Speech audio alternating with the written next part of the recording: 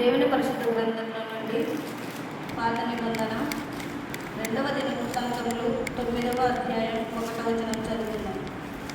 Sheba దేశపురాణి సొలొమోనును కూర్చిన ప్రసిద్ధిని వినినప్పుడు గూఢమైన ప్రశ్నల చేత సొలొమోనును శోధింపవలెనని కోరి మిక్కిలి గొప్ప పరివారమును వెంటబెట్టుకొని గంధవర్గములను విస్తారము బంగారమును రత్నములను వంట మీద ఎక్కించుకొని యెరూషలేమునకు వచ్చాను.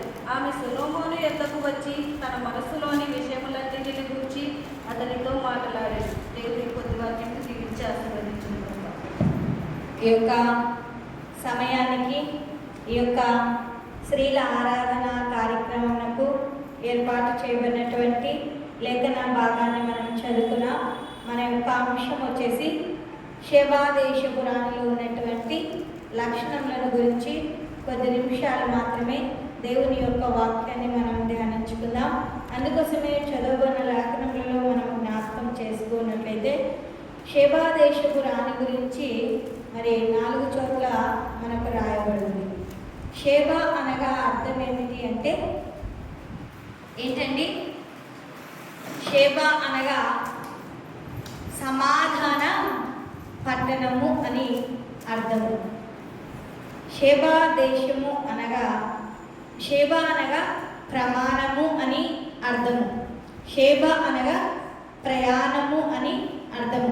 అయితే ఈ షేబా దేశపు రాణి గురించి మనం విన్నప్పుడు నిజంగా ఈమెలో ఉన్నటువంటి ఆ యొక్క జీవితమునకు ఆ యొక్క ఆమె చేసినటువంటి ప్రయాణమునకు మరి ఈమె చాలా చక్కగా ఉన్నది అనేది జ్ఞాపకం చేసుకునే వారిగా ఉండాలి. ఈ షేబా దేశపు రాణిలో ఉన్నటువంటి లక్షణాలను మనం జ్ఞాపకం చేసుకున్నట్లయితే ఈమెను గురించి మరి 1 రాజుల గ్రంథము 10వ అధ్యాయంలో మరి చక్కగా రాయబడి ఉన్నది అనేది జ్ఞాపకం చేసుకునే వారిగా ఉండాలి.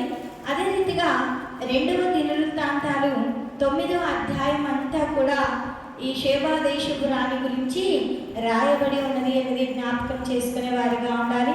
అంత మాత్రమే కాకుండా మరి ఈమెను గురించి మత్తయి సువార్త 12వ అధ్యాయంలో కూడా మరి రాయబడి 12వ అధ్యాయము 42వ వచనంలో కూడా ఈ దక్షిణ దేశపు స్త్రీ గురించి రాయబడినట్లు మనం చూస్తామండి.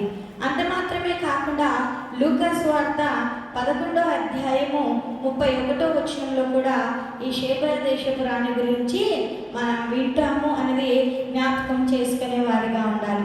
అయితే ఈ సొలొమోను యొక్క ఆ గొప్ప జ్ఞానముల గురించి ఈమె తెలుసుకోవాలి అని ఆశ కలిగి జీవించినటువంటి స్త్రీగా ఉంది. అయితే ఈ సొలొమోను మంచి జ్ఞానం కలిగినటువంటి వాడు. సొలొమోను గొప్ప రాజుగా ఉన్నాడు అనేది జ్ఞాపకం చేసుకునే వారిగా ఉండాలి. అయితే ఈ చదవబడిన లేఖనములలో మనం జ్ఞాపకం చేసుకున్నట్లయితే మొట్టమొదటిగా ఈమెలో ఉన్నటువంటి లక్షణము ఏమిటి అంటే ఈ షేబా దేశపు రాణి ఏమి విన్నది అంటే ఆ సొలొమోను గురించినటువంటి జ్ఞానమును విన్నది అనేది జ్ఞాపకము చేసుకునే వారిగా ఉండాలి. అయితే మనము కూడా యెహోవా నామమును గురించి వినాలి. ఈ సొలొమోను ప్రభువునకు సాదృశ్యముగా ఉన్నాడు అనేది జ్ఞాపకం చేసుకునే వారిగా ఉండాలి. సొలొమోను ప్రభువునకు సాదృశ్యముగా ఉన్నాడు అనేది జ్ఞాపకం ఈమె షేబా దేశపు రాణి సొలొమోనును గురించి విన్నది అనేది జ్ఞాపకం విని ఊకు ఉన్నదా? ఆమె ఊకేనే లేదండి. ఆమె ఏమి చేసిందంటే ఆమె వినుట వలన విశ్వాసం కలుగును అని లేఖనములలో. అయితే ఏమి వినాలి అంటే దేవుని గురించినటువంటి మాటలను మనం వినాలి. దేవుని గురించినటువంటి మాటలను ఎప్పుడైతే వింటామో చక్కటి జ్ఞానము చేత మనము నింపబడతాము అనేది జ్ఞాపకము చేసుకునే వారిగా ఉండాలి.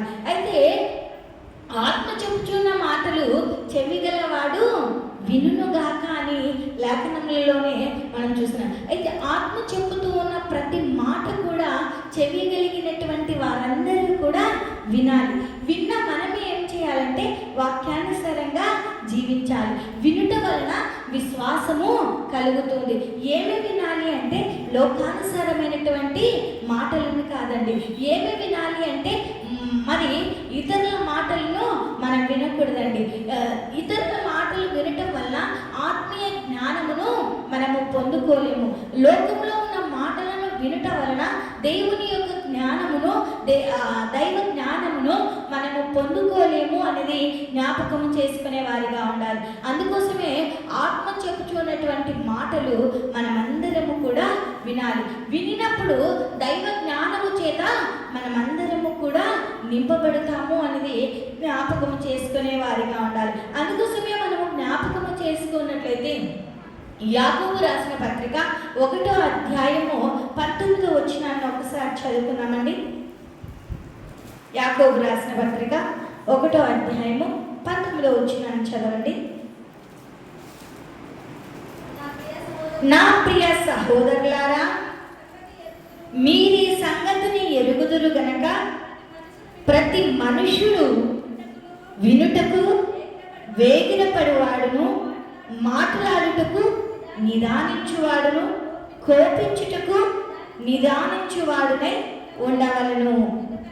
చాలా ఈ చదవబడిన లేఖనంలో మనము జ్ఞాపకం చేసుకున్నట్లయితే ఇక్కడ దేవుని వాక్యము మనకు చాలా చక్కగా తెలియజేస్తుంది.